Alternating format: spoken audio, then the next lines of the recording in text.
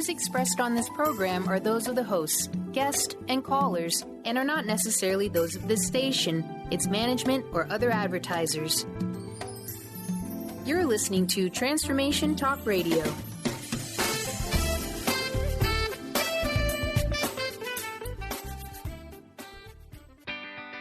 Get ready to rid yourself of all that is weighing you down and holding you back from living the life you envision.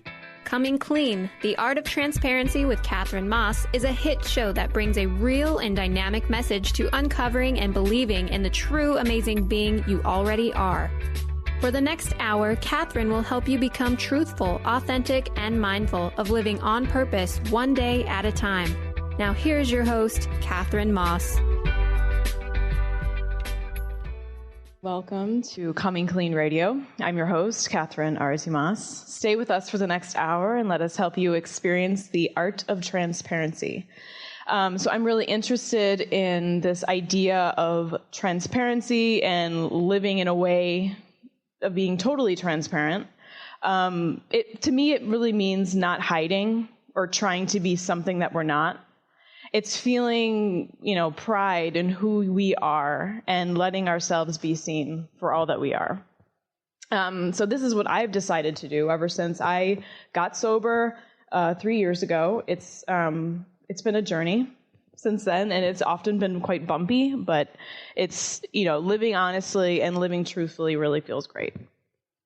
So each week on Coming Clean, I invite a guest on the show to share their unique truth and their authentic message and whatever it means to them of coming clean. And I'm really excited about manifesting this positive change in our lives and just, freeing ourselves from anything that's weighing us down or holding us back from the way that we really, really want to live. So I invite you to start to live on purpose, one day at a time. So as I've mentioned briefly on the last 2 episodes, I am a recovering addict. Alcohol and food were my drugs of choice that started at a very young age for me. I was pretty much obsessed with junk food, even as a child, and I loved the way that it made me feel inside. I blacked out at the first time I drank at the age of 14, and things really did not get much better after that. So that became the way that I coped with fear and resentment that I felt inside ever since a very young age. So this worked. The way that I was living, it worked until it didn't anymore. My life was just really completely out of control. So from one moment of clarity, I became sober, and I'm happy to be living on purpose and in my truth today. I've read and heard many people talk about their stories from addiction to recovery, and they never fail to, kind of tug at my heartstrings, really, and get me emotional. But unfortunately, not everybody gets there. I believe that recovery and sobriety is truly a gift. And for me, these stories are always incredibly intimate and beautiful. So the recovery story really is the tale of triumph of the human spirit. That being said, today I am pleased to welcome Paul Krause to the show. Paul Krause is a personal development consultant, writer, speaker, and photographer based in Kyoto, Japan. Welcome to the show. Well, hello, Katherine. How are you? I'm good. How are you? I'm doing well. Thank you very much for inviting me onto your show. I'm honored, and yeehaw. I'm excited to have you on. For everyone listening, I met Paul recently. My husband and I were traveling around Asia. We went to Japan and China, and we were in Tokyo, and then spent, unfortunately, only a few days in Kyoto, and we met at a CrossFit. Randomly. CrossFit gym, yes. CrossFit gym that my husband had dragged me to, and it was really great. And Torsten was like, "Tell him about your show," and I was all shy. I'm like, and then you ended up being, a very interesting person. I was like, I want him on my show. So we bonded over burpees. Yeah. So. You've been in... Go ahead, please. You've been in Japan for a long time. right? Almost, so over 21 years, yes. What's it like living in Japan? What's it like living in Japan? I have to ask that. Okay, well, being an expat, how can I say this? Actually, one of the biggest things that's different here is, I'm originally from the United States, from a place called Grand Rapids, Michigan. I used to be a daily newspaper photographer there for about 7 years. Along the way, I sobered out, and when I sobered out, I realized I didn't want to live in that town anymore. I wanted to see the world. And then I came to Japan. What's it like living in Japan? I'm 6'5", so everything's really small. Smash my head on the doorway a lot. Do people want to take photos with you all the time? Sometimes, actually. It's usually like junior high school students on a school trip, and they're like, take a picture with me. It's fine. And then I just hassle them about their English, and because I used to be an English teacher, so I try to interact with the young people, and that's great. What's it like living in Japan? Actually, one of the biggest things that's different in my life is that I don't have a car. This in Japan I live in urban Japan, so it's I use the public transit system. It seems like a weird thing, but just not having to. With the newspaper business, one of my jobs was to drive really fast to cover a traffic accident, and that got to be, when you see what happens in traffic accidents, day in and day out. I was getting a little wigged out there for a while because it was like it's not if but when, it's probability. So I was getting a little too stressed out with driving. So the lifestyle here of being a pedestrian and riding a mountain bike everywhere suits me fine. But it's actually an interesting question. What's it like living in Japan? Living in a foreign culture is, you're living in Switzerland now, right? Mm-hmm. Yeah. There's pluses and minuses of living in a foreign culture. I rather like it. I like sort of the international feel. Where I live is relatively international in Kyoto. Kyoto's a famous international tourist destination, so it's kind of nice living in a place where people spend thousands of dollars to come visit, and I'm just like sitting down having coffee. I like living here. I've learned a lot living here. One of the greatest things I actually learned about, which doesn't really suitable for a radio show, is that it's oftentimes shutting up is a really good thing. Japanese people are quite quiet. Well, it can be quiet or talkative, but I'm an American, and so we like to talk a lot and always give our opinion, but sometimes that's not always the best course of action. Just shutting up sometimes is a great thing. So do you mean like small talk? If someone would be not just small talk. Well, for example, a simple thing like at dinner time, it's perfectly fine not to talk, just to eat. To focus your attention on the food. So in the States, if a husband and wife are not talking at dinner, everybody's like, ooh, something's going on here between those two. Whereas here, we're just eating. Or just when some people always want to give their opinion all the time, it's like some people are talking just to hear themselves as opposed to listening to what the conversation is, for example, and inputting at an appropriate time or not. So I don't know if that answers your question at all. It's really interesting. I really, really loved Kyoto. I think we were traveling for a month, and I have to say that Kyoto was definitely a highlight. Especially, we stayed at is it called Shunkoin? Is that what Shunkoin? Yes. Shunkoin. Yeah, Reverend Taka. That was a really interesting experience. And we rode our bikes around, as everyone does in Kyoto, and I don't normally feel comfortable riding a bike in a city. Okay. And I felt totally comfortable. It was just so much fun, and there was so much to see. Yeah. So if anyone listening is interested in, visiting Japan or visiting Kyoto, go. The best times to go are May. After the first week in May is this, it's called Golden Week. It's a national holiday, and it's super busy. But after that, the next 3 weeks of May, it's really nice. It's springtime. The flowers are out in the gardens, and the weather's beautiful. Also, October is a similar kind of weather. It's where it's warm and not humid during the daytime and cool at night. Because summer is the oven. It's like Louisiana.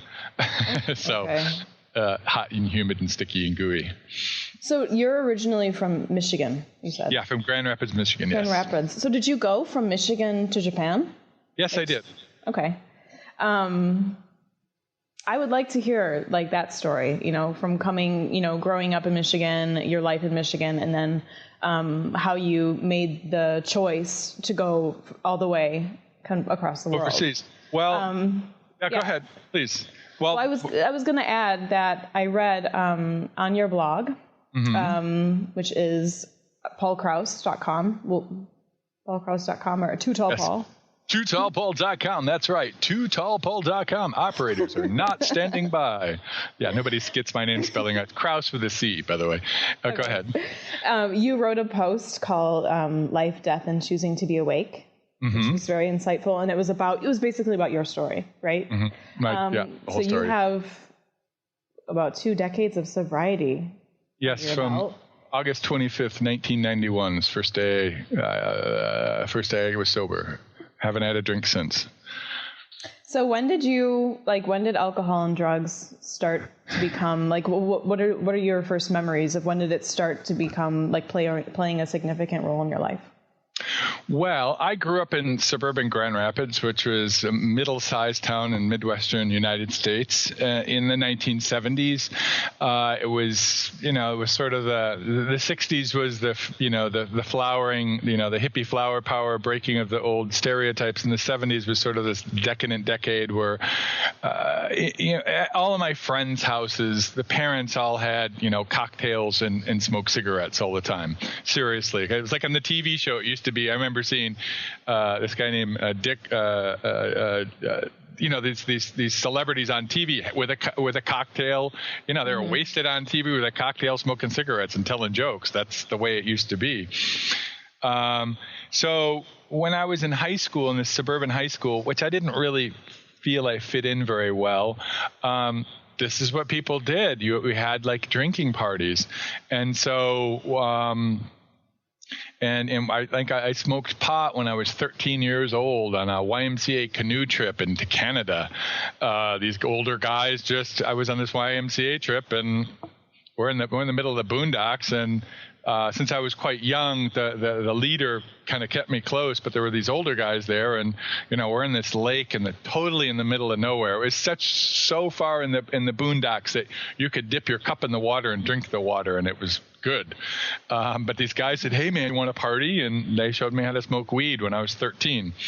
By the time I was 14, I was the youngest of 4 kids. My two oldest brothers, would go out at drinking parties, and that's what all the other kids did. It's parents would go away for a couple of days, and the house would get invaded by, a bunch of teenagers, getting wasted off their parents' expensive scotch, or trying to get, try to buy bottles of, beer. Usually we had to go down the hood or something. The suburban kids go into the inner city neighborhood buying beer because the local places wouldn't sell them to them. But we always were able to find something. So it was really part of the culture of people drinking and smoking weed and whatever else was available at that time. Mostly it was booze and weed, sometimes shrooms or whatever. So when I was junior in high school, my father it was in the early 80s and the economy was bad. My father got a job in this little town in northern Wisconsin, and the drinking culture there was just cranked up a couple notches. Where in Wisconsin was that? It's a little town called Shawano. I'm gonna probably go into the northern Wisconsin accent if I start talking this way. It's on Highway 29, halfway between Green Bay and Wausau. There, Yeah, did I tell you that I spend a lot of time in Wausau, Wisconsin? That's where my dad grew up. Okay. Well, Wausau is a big city there compared to Shawano. Anyway, well, it's Wisconsin is like a beer on every tavern on every street corner. Yeah. 18. When I was in Michigan growing, it was 21, but in Wisconsin it was 18, and I'm a big guy, and I, my the hair on my face came out earlier than some of the other guys. So I was always the guy who had to go in to try to buy the beer. And they were like, so in Wisconsin, in Michigan, it was like, trying to get a 6-pack of beer between 3 guys. And in Wisconsin, it was like, okay, we got a case, and that'd be half the night was just trying to get the beer. In Wisconsin, it's like, we got a case of beer between 2 guys. What are we going to do for the rest of the night? So it'd be like these drinking parties out in the woods or whatever. There was a really heavy drinking culture. I mean, we'd go into some people's houses and they'd have 2 refrigerators, one for the food and one for the keg, and it would have like a spigot sticking out. And you go to someone's house, I was 15 years old or whatever, and the mom would be like, "Oh, Paul, would you like a beer?" That's polite. So, so there really was no way around it, like socially. For the most part, yeah, you're correct. Some people didn't, but a lot of times, you're right. If you want to have a social life, there wasn't a whole lot else to do in a small town either. Just get drunk and chase girls. Mm-hmm. Not necessarily catch them, but. Yeah. So we drank heavily there, and I started going to school. I went to school for 2.5 years at the University of Wisconsin at La Crosse, and this place was even more so with the drinking. There was I don't know if you ever heard of this brand of beer called Old Style. Mm-hmm, it's really popular in Chicago. Well, the company headquarters was in La Crosse, and they had the brewery right there. It was one of the largest breweries in the world, and the beer was dirt cheap. All the other beer companies were trying to sell their beer in La Crosse, so we'd get like a 6-pack of tall boy cans, or like, I don't know, half a liter in each can, and we get that for like $2. And so we were like, the alcohol was cheap and everybody was drinking all the time. So my alcoholism kind of cranked up that was, the university level of drinking culture there. And we would, the parties would be pretty nuts. They had this thing in La Crosse called how shall I say, Oktoberfest. And it was this like week-long, just massive binge of alcohol drinking by everybody, not just the college kids. Pretty much everybody was drunk all the time. Yeah. And it's hard to like have a measurement of how, your own behavior when everyone around you is doing the same thing, right? Exactly. So falling down drunk and vomiting on the street was, not a big deal. Other people did it all the time. But somewhere along the line, then for a couple of years, I transferred school to Madison, which is the Big Ten school, the major state university. And so La Crosse was a smaller state university, and this is like, big time school. And I started working for the daily student newspaper there. And somewhere along the line, whilst I was in La Crosse, drinking was like fun and a good time, and party. Where somewhere when I was going to school at Madison, it crossed this line, crossed the Rubicon from it being fun party to this sitting home by myself, getting wasted and going into these dark places. I still had my fun out with friends, but I was drinking almost every day and delving into these just dark recesses. And you were a college student still at the time? I was a college student, and in my family there's issues with alcohol with some of my family members, and so I had that going on, and it was a way of dealing with things that my emotions, and there was some darkness inside of me that I didn't really know about, and this is the way I was dealing with them, and I didn't want to feel. We're not really taught how to deal with feelings very well, especially men. If you're having a dark feeling or whatever, what do you do with it? Well, let's get drunk. I don't want to feel that. Let's avoid it, or let's smoke a bowl, or. And I got really good with that combination of how much. When to smoke the weed, so I have the perfect oblivion, right? But I was a function drunk. Oh, go ahead.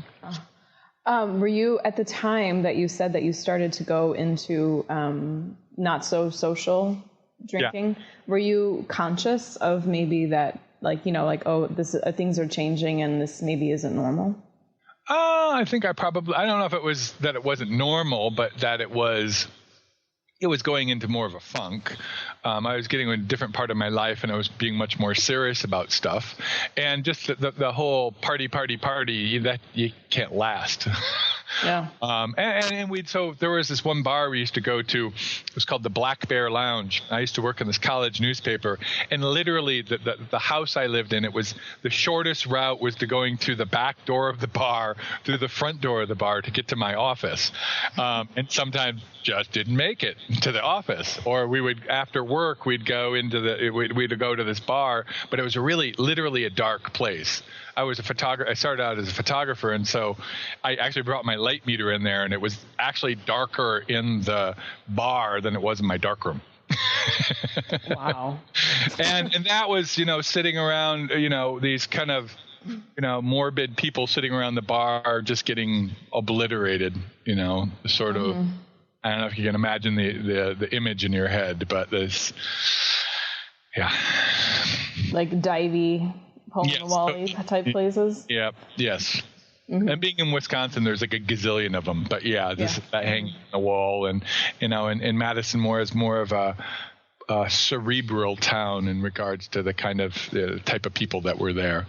Some people, it's like delving into morbid, I want to say morbid, that's not the right word, but like some people are really into like these European philosophers and stuff, or they listen to Cure too much and they're really depressed. It's like, stop listening to the Cure, that'll help.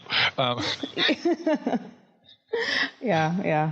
So when did it get to a point where it became, like you said, you were high functioning? Did it ever get to a point where unmanageable, or that you hit some type of rock bottom? Or I did hit a rock bottom, but I learned how to function in the fact of, a lot of times I had this job when I was in college where I worked at a camera shop, which all photographers do at one point or another, and we just blow a bong first thing in the morning, and it's like that would just get me through the first hour or two.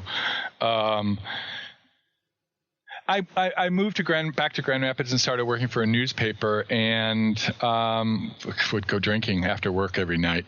And it just got to the point where it just got more and more. I just was doing it all the time. And I know from people in my family, I won't go too deeply into my family stuff because they have their own privacy, but some members of my family used to do the same thing. They'd just get drunk every night and just sort of go into this very sort of weepy space.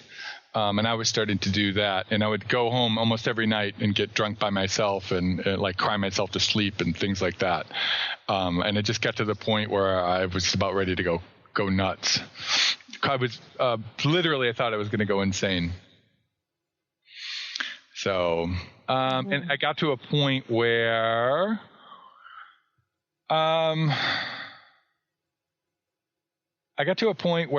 actually I was going to visit. I was just a wreck, emotionally, mentally, spiritually. And I had a friend who was living in Ohio, and we were going to meet in Ann Arbor, Michigan, like halfway, a friend from college. And actually, I remember riding down the interstate and listening to a David Bowie song, Rock and Roll Suicide. And for the first time in my life, I actually understood the song, and I could understand killing myself. And this was actually really the first time that really that idea gained traction. And one part of me liked it, and the other part of me was like, no, this is too far. There's like a part of my insides were like, no. And so I had this huge conflict. And when I met my friend, she was somebody I knew from Madison, and in the first few minutes, once we sat down, we're in the quadrangle in Ann Arbor there, and I just started crying and opening up to her, and that was my overcoming of denial. Denial is a weird thing. You don't know what denial is until you are out of it.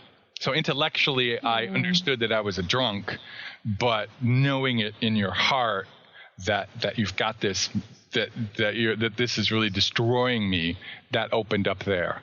And that very next day, I went to my first AA meeting.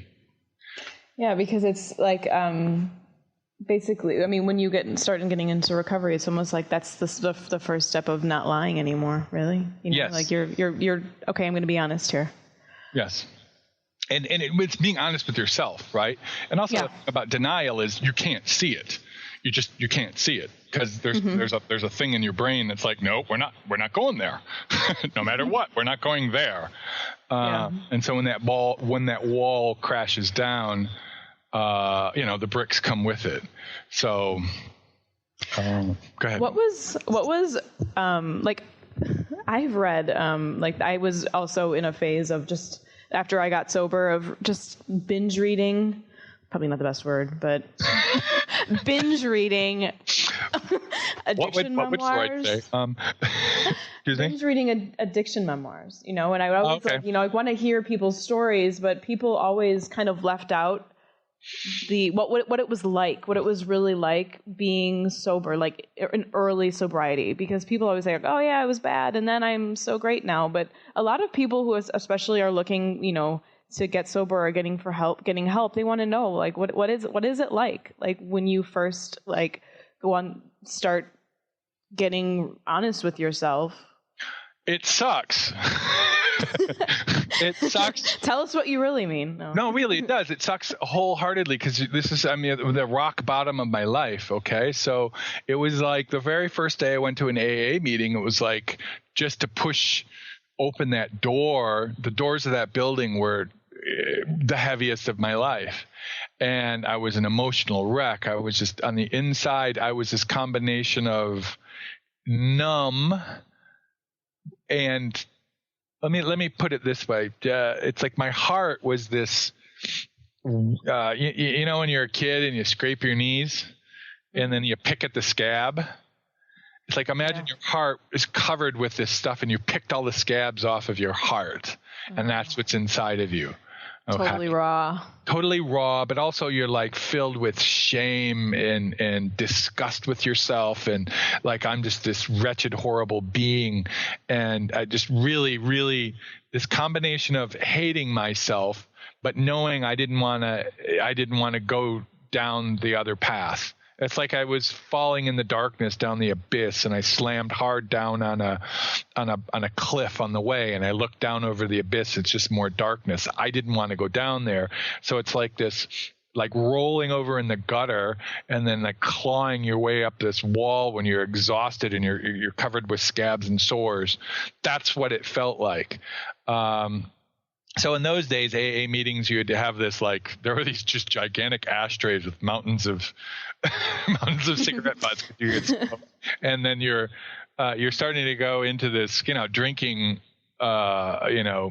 gallons of standard American rot gut coffee, and you're kind of shaking. I don't know if the shakes were the DTs or it's just the coffee and the nicotine. And, cause that was what I was kind of living on. And every day was just a struggle just to get up. One of the things actually that was going on at that time that gave me a reason to wake up is I was going to this karate class, and I liked the teacher.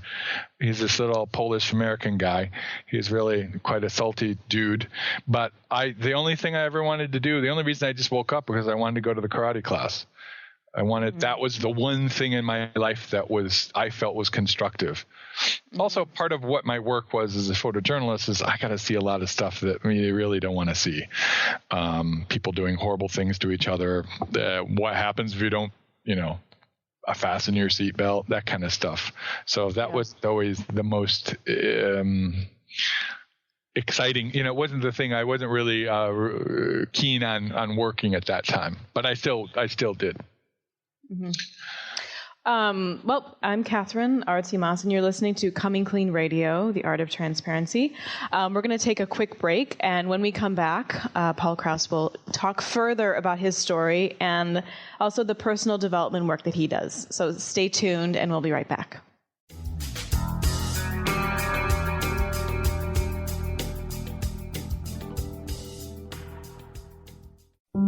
Are you ready for a radical shift in your way of being? Are you seeking a more deeply connected and fulfilling life? Awakened Living Radio is a show dedicated to helping you embrace a life filled with profound peace, connection, and happiness. TJ Woodward is passionate about helping you find your clarity, balance, and purpose. Join co-host TJ Woodward and Dr. Pat Basili on the first Monday of every month at 11 a.m. Pacific Time for Awakened Living Radio on TransformationTalkRadio.com.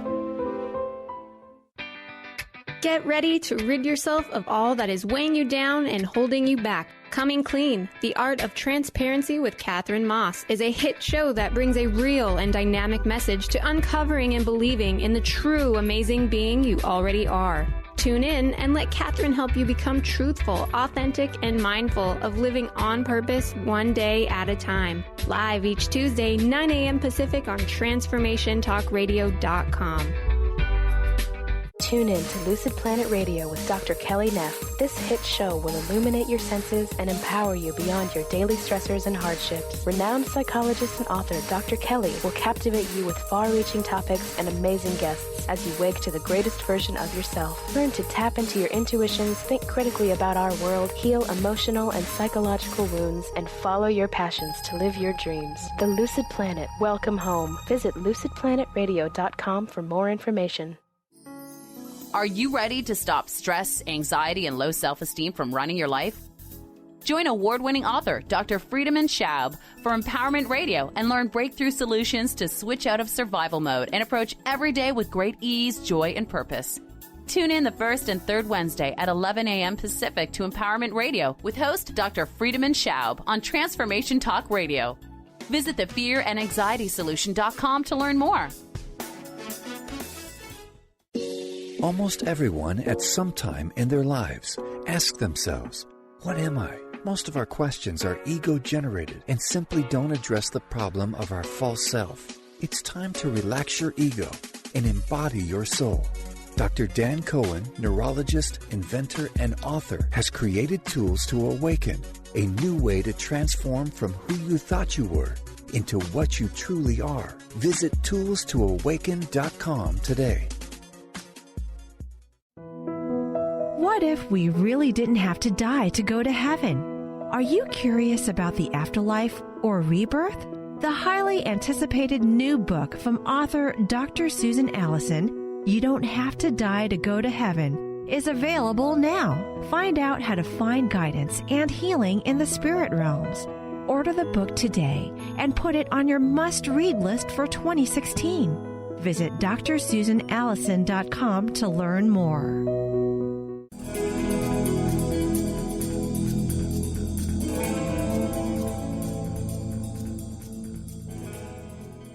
We're back on Coming Clean with myself. Mm-hmm. Sorry? I'm sorry. With myself, Katherine Arati Maas. I have Paul Krauss here telling his story of recovery and the work that he does as a personal development consultant. What were you going to say? Nothing. That's okay. Sorry. Okay. No, I just wanted to, before we continue with your early sobriety experience, could you share your contact information with the listeners just so people know how to contact you? Right. The easiest way is to contact me through my website, which is paulkrause.com. Krause is spelled Crouse. And you literally can go to tootallpaul.com. That was one of my nicknames when I was in college. Too tall, like I'm 6'5" or almost 2 meters tall. So tootallpaul.com. If you go to that, that'll take you to the paulkrause.com. I was really amazed that URL actually still existed. I was searching. Too Tall Paul? Yeah. I was, wow, it's still there. I bought it instantly. So that's, if you go to my website and there'll be a contact, it says contact. Or you can just put Paul Krause, Paul Krause, Crouse into Google. I'm usually like second on the list. I'm not the used car salesman, and I'm not the guy with the felony insurance conviction. Okay, good to know. That's not me. That's a different Paul Krause. So. And you so on your have, we'll go into your work that you do, but on your website you do posts like blog, and you also have a radio show. Yes. Right? Yep. I do. Yeah, and I was actually just reading one of your blog posts. The crying in Stockholm is so beautiful. Okay. Oh, thank you. So well written. So the blog posts, I would definitely recommend anyone checking them out. Great. Thank you. Very, very insightful and beautiful. Thanks. So within early sobriety, how did you make the jump then you decided that you didn't want to be in that area anymore? You didn't want to be around those surroundings. So you made the jump to move. Yeah, well, it took me a couple of years. Firstly, I went to sobriety and started going to AA meetings, which I highly suggest. I mean, people can have criticisms of AA, that's fine, but if someone needs, that's the best place to land. All right. And if somebody's having an alcohol problem, if they're listening to this right now, just Google AA meetings and get your butt to that meeting. Just go as soon as you can. And if people are having problems with someone, like their partner or their family member has alcohol problems, go to Al-Anon meetings. And Al-Anon meetings are people for like family members of or other people that are dealing with alcoholics, because you really do need a support system. It's something you really can't do on your own. There are other kinds of ways of doing alcohol recovery, but I think that's the first place to land. It's a very good place to go. I want to stress that with people. And if you don't feel comfortable, maybe ask a friend who's sober to take you to one of these meetings or whatever. I think that's really making that step and doing it right away. Don't think about it, because your mind will mess you up. The mind will think of a bazillion reasons not to do it. Yeah, totally. So then I went and did this, I did like this outpatient rehab thing, and I got sobered out. And make a long story short, there was a person. So I worked for a newspaper, and I'd been trying a couple of years to get a job in a different city, and that business, well, now it's all dead, but in those days, news photographer, it's like if one job opened, you'd get like 1,000 people applying for it. So it was impossible to get another job. And there was a woman, this British woman, who was an intern at our newspaper, and we became close friends, and she was British. She was going to school at San Francisco State, and we became close friends, and she finally said to me, "You have to get out of this town." And she told me that she goes, "Well, look, you're a native English speaker, and you have a university degree. You can get a job traveling the world as an English teacher." And I'm like, "Really? I didn't know that." She goes, "Yes, English is the international language." I'm like, "Wow." Make a long story short, she connected me. She had a cousin who was working in Osaka as an English teacher, and her cousin said, "Sure, I'll help you out." So I sold all my stuff, got a backpack, got a plane ticket, came to Japan. And the day I quit my job was actually the day of the Kobe earthquake. And Kobe is a city that's attached to Metro Osaka. It's on the other side of Osaka from Kyoto. But I still came to Japan anyway. And it was one of the best things I've ever done. A lot of people were saying, "No, don't do it. Don't." My dad was like, "Don't go. It's not safe." And the woman was like, "Yeah, sure. It's fine." I mean, if you're right in the middle of where the worst of the earthquake zone is, that's not a good idea. But the rest of the whole metropolis of Osaka, Kyoto, Kobe, it was only a very relatively focused area that the extreme damage was. So I just stayed away from there. And that's how I ended up in Japan. And it took me a while, and I found a job in Kyoto City. And that's what worked for me was how do I say this? When I first came to Japan, the first job I was trying to get didn't work, and a whole bunch of things didn't work, and I was getting a little frustrated by it. But once I got in the right place at the right time, it's like the doors opened up for me, and everything happened like boom, boom, boom, boom, boom. I kind of believe that when you're on your right path, the universe just opens the doors for you and says, "Here, take it, take it." But you got to take it. Because a lot of people are like, "I don't know if I should do this." It's like, when the door, because the windows of opportunity open and then they close. So and you're like, okay. And so you went over there, you were teaching English, and now these days you're a personal development consultant. So how did you start to realize that the gifts that you had to help other people? Well, part of it started out with my becoming sober in Michigan. I started realizing I pursued how do I say this? Let's say I had some difficulties with the AA model. I won't go into so much detail about that. It just didn't seem to jive with me. And I pursued some other ways of doing internal work. And many of them were spiritual in origin.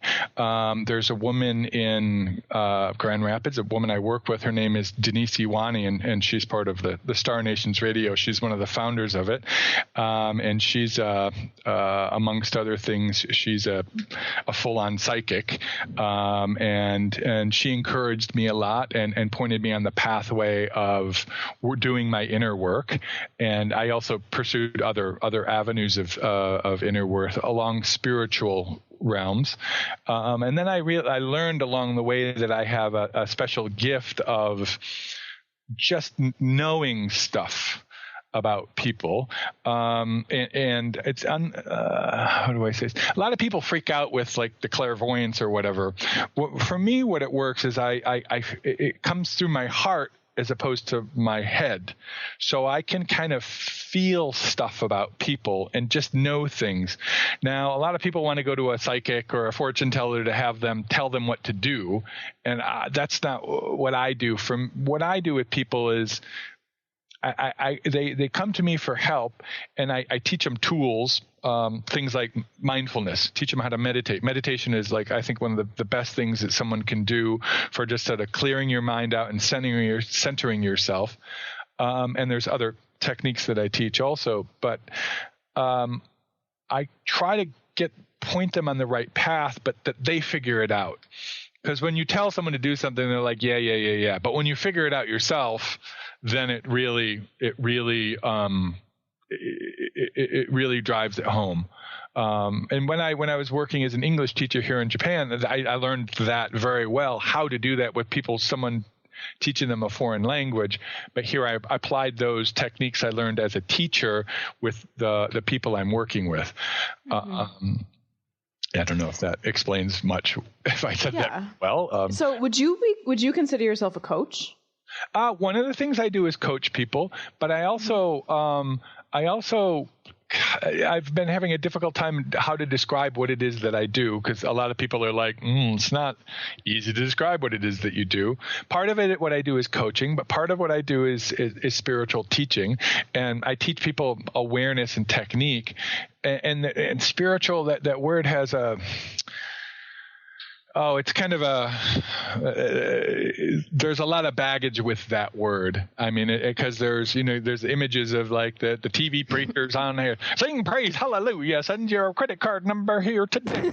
There's that, or there's like, some, faux Indian guru in California that's, here, put this necklace on and this yogi pose, which is perfectly fine. I mean, some of this is cultural, not everybody, I used to live in the North Woods of Wisconsin, so the certain cultural things I have don't work with sort of the California way of doing things, and that's perfectly fine.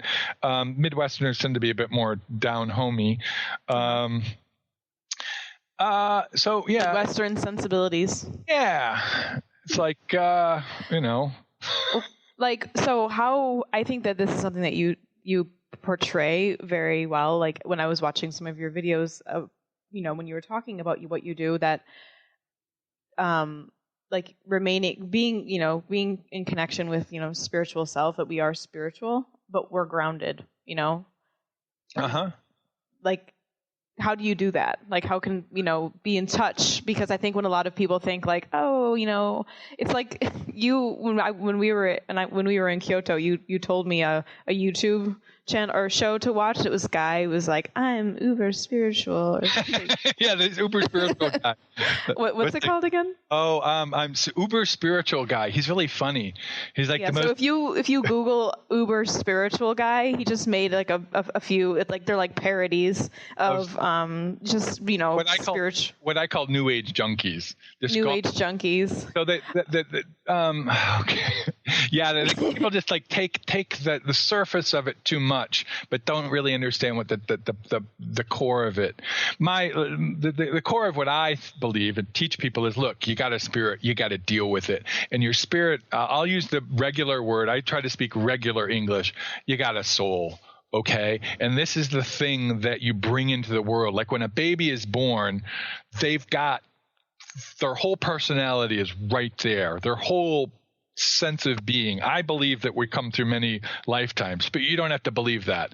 But your soul is there, and it needs nourishment. It needs daily care and feeding. It also needs healing. So one of the things that I'd learned when I sobered out was there was stuff from my childhood that I hadn't been dealing with, that I kept buried. And there's some stuff that I didn't even know about. Again, I won't go into detail about that part of my personal life, but it was something that I was using the drugs and alcohol to cover up.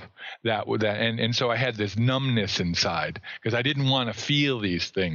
And ultimately, with a lot of psychological stuff, things really do come back to when we're childhood, and we carry it through our lives. Things from when we're like 2 years old, when our ego was just forming. So this pain, and we're not really oftentimes not taught how to deal with these pains. Spiritual practices are part of a way of dealing with these feelings and dealing with our thoughts and dealing with this. Why was I born? Why am I here? Why am I in so much pain? We all have pain. There's all dark and there's all light, but how do you deal with it? We're basically we live in a materialist society, a materialist age where we're bombarded day and night with advertising that just wants us to buy stuff. And even if you try to get away from it, we're still being brainwashed by we have to buy stuff and we have to be consumers and we have to. Well, advertising works by making you feel like crap. It makes you feel depressed, and the idea is you feel bad, but if you buy the product, you'll be happy. Well, the thing on the outside doesn't bring true happiness. Sure, it's nice to have money. People are always saying, "Oh, money isn't important." Well, when you don't got any, it's important. I mean, you have to have money to survive in the world. But if that's your end all and be all, you're going to be miserable because the newest iPad or the new car or the new house is not going to give you lasting happiness. It's not going to be, am I just on this planet just to buy stuff? I think no. And am I just on this planet to describe how bad it is? No. I think that all of us have a reason that we were born, and part of the spiritual path is to figure that out. And also part of the spiritual path is to fall down flat on our faces and get scraped noses and to go through the difficult times. Because when you go through the difficult times and you come out the other end stronger, able to deal with what life has to throw at us, because life isn't fair. We have to make the fairness. Mm-hmm. We have to make the meaning of our life and find it. And these are not things that necessarily come through science. Now, I'm not attacking the science and the scientific method, but that is one way of exploring the universe. But another way of exploring the universe is to go your inner universe and your heart. And that's why things like poetry or music, people can relate to musical lyrics. Like there was the David Bowie song that just connected with me in a way that nothing else could have. It's a song I'd heard hundreds of times before, but I finally understood what he was saying about being suicidal. That's, I think, is kind of catching onto the spiritual realm of things. Spiritual is difficult to describe what it is, but it has to do with our existence, and it has to do with all of us together. Now, people get all hung up on, my God's better than your God, or their dogma or their ideology, and I'm really not into that. And actually, I've helped people get out of groups that were very, cultish groups that are trying to control people. But that you find the thing, there's these old ancient teachers that understood stuff in ways that most of us can't. And you can follow these teachers and apply these ideas into the modern world. But it doesn't have to be an ancient teacher. You don't have to read the old Zen texts. God, I can't speak English in one. So even Reverend Taka said, the Zen Buddhist priest that you met, he's, a lot of people don't read the ancient Chinese Zen Buddhist texts. It's not applicable to this modern age, No, go ahead. I like what you said with, I don't think that, at least in my experience, that we're brought up and we learn to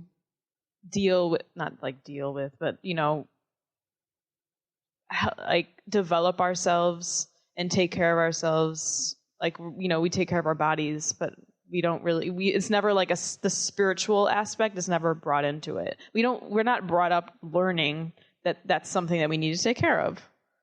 And if people are, many times they're brought up in a religion that they sort of end up rejecting with a lot of people. Now, some people don't. Some people are brought up with a religion and it works for them. And that's great. If it works for them, excellent. Because the thing about religion is it does give a framework with which to understand the universe around them and to the world. Some people will go off, it's just superstition. It's like, yeah, but these people are happy and have a great life and they take care of their families well and they contribute to society. Why criticize them for that? If they have a belief system that's different than yours, that's great. But when, there's also the thing where people are trying to thunk it over your head, then, you get into politics. Politics is a contact sport. So, These days it is. Always has been. So for people who maybe don't understand or have never worked with someone who is, with self-development and coaching, can you explain maybe what the benefits would be? Because some people I think have been okay, well, I have friends that I can talk to that I work my problems out with. What are the kinds of things that you can help people, solve and work through? And okay. Well, with some people, firstly, I got to find out where the person is at. So I usually meet them and talk with them. I usually work via Skype or face-to-face. Or somebody could travel to Kyoto and work. Somebody can travel to Kyoto and we can talk. And some people I help in one session. A lot of people know what they need to do, but they're kind of afraid to do it.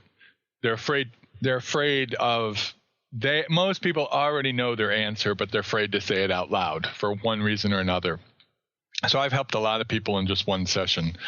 So, for example, in Kyoto or in Japan, a lot of people, the expats, are like, should I stay or should I go? And usually when they're having that conversation, they want to go and they're looking for some sort of way of rationalizing it. Usually I just talk with the person and find out what their deal is and ask them questions. And it's actually quite simple. It isn't particularly spiritual. It's just sort of like, walk through logic with them. Other people have maybe old wounds or whatever.